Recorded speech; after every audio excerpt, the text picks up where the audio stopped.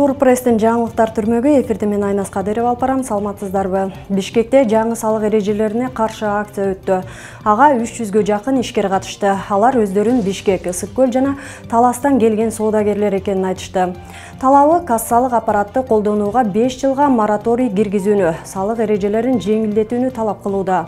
Эскерте кетсек, быйыл бардык соодагерлер кассалык аппарат колдонушу керек деген талап коюлган. Бирок буга ишкерлер муйбай жатат. Айрым экономисттердин айтымында соода менен алектенгендер патентти 2-3 миңге алып, миллиондогон сомго соода кылууда. Эгер кассалык аппарат колдонсо, көп суммада салык төлөп калат. Мындан улам аппаратты колдонуудан баш тартышууда. Бирок ошол эле учурда бул майда ишкерлер үчүн ыңгайсыз экенин серепчилер айтууда. Ананда ушул нааразылык акциясы салыкчылардын жүзүн ачты көрүнөт.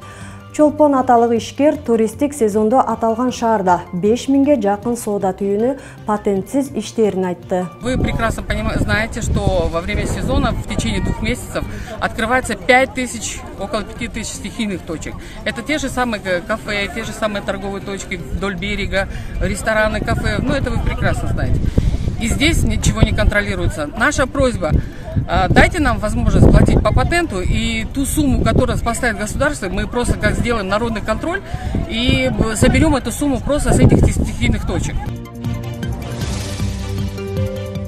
Салыкчылар менен жергиликтүү бийлик натыйжалуу иштесе, жаап жашыруу көмүскө экономикага ачыкка чыкмак.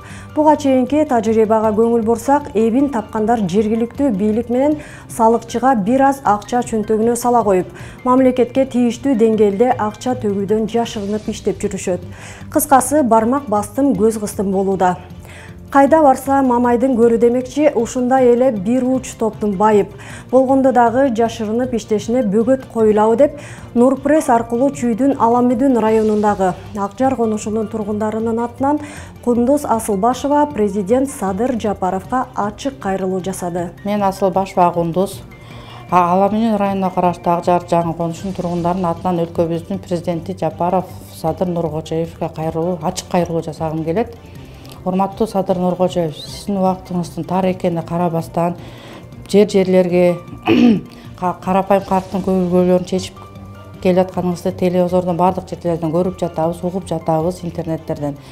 Ага ошого мен дагы мындай кайрылуу жасагым келди. Аламүдүн районуна караштуу Акжар жаңы конушунун тургундарынын атынан сизге кайрылууга мажбур болуп жатам. Сиз кызматтан алган Чүй облусунун губернатору Нурил Алымбаев, Аламүдүн районунун акими Бактыбек Анаркуловго биз жаза берип, бара берип, уже бутубузда тешили, эч кандай жыйынтык чыга элек ушул күнгө чейин документтерибизден 3 миңден ашык түтүн, 15 миңден 18 миңге чейин калкы бар Акжар эли көйгөйлөрү өзүңүз көңүл бурбасаңыз болбой калды. Мектеп, бала бакча, садик, ФАП жана башка соц объектилерден куржалак экенибизге карабастан, ошого деп бөлгөн жерлерде сатылып кеткен. Буга чейин бир уч байманап системасын киргизип алышкан, чындыкты айткандарды чыркырата басып, уруп, сабап, коркутуп, үркүтүп келген мыйзамсыз акча чогултуулар сууга, жерге, мончо, дүкөндөргө барларга налог салып ай сайын. Ал эми айыл-чар болуп, эгин таласы болуп жүргөн жерлер сатылып жатат. Азыркы күнгө чейин урматтуу Садыр Нуркожоев, мага жасалма иш козголушу мүмкүн.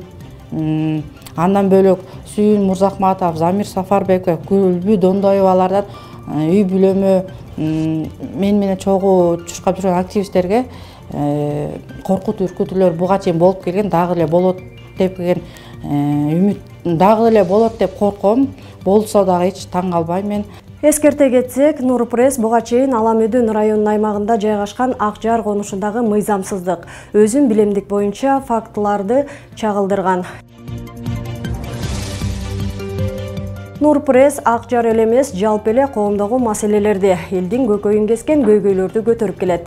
Ал тургай Нурсаат юридикалык компаниясынын дасыккан юристтери, жактоочулары менен биргеликте укуктук жактан жардам берип келет.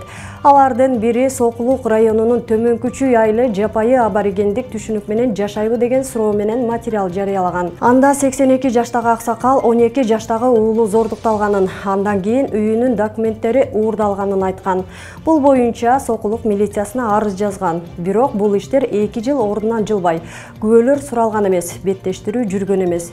Нурпресс жана Нурсаттын укук коргоо органдары менен тыгыз кызматташуусунун негизинде муз ордунан жылып, тергөө бүтүп, иш сотко өткөнү турат.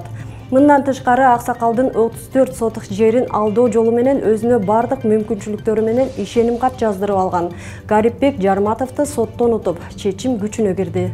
Я уже куда только не обращался и в Сокуловскую РОВД, Сокуловскую прокуратуру, неоднократно причем.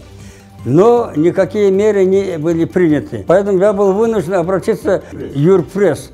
И благодаря Юрпресса я хоть понял, что дело сдвинулось с мертвой точки. Сейчас они помогли уже мне, вывели все участок, как положено. Ну и в дальнейшем занимаются полностью. Я уже очень доволен, что попался в такую вот компанию, как Юрпресс, где можно надеяться на все хорошее. Бишкекте Азия Тынч океан сурдо чемпионаты өтүүдө. Анда Кыргызстандын сурдо спортчулары жакшы жыйынтык көрсөттү. Тагыраак айтканда, грек-рим күрөшү боюнча сурдо курама команда 9 медаль, 5 алтын, 2 күмүш, 2 коло алды. Грек-рим күрөшүнүн 9 өлкөнүн ичине Кыргызстан алды да. Мындан тышкары таэквондо, дзюдо жана эркин күрөш боюнча мелдештер өттү. Эскерте кетсек, Азия Тынч океан сурдо чемпионаты биринчи жолу өтүүдө. Ананда сурдо спортчулардын эл аралык мелдеши Кыргызстанда алгачкы ирет уюштурулду. Нурпресстин жаңылыктарын YouTube, Instagram, Telegram, Facebook'tan окуй аласыздар. Нурпресс чындыктын изи менен.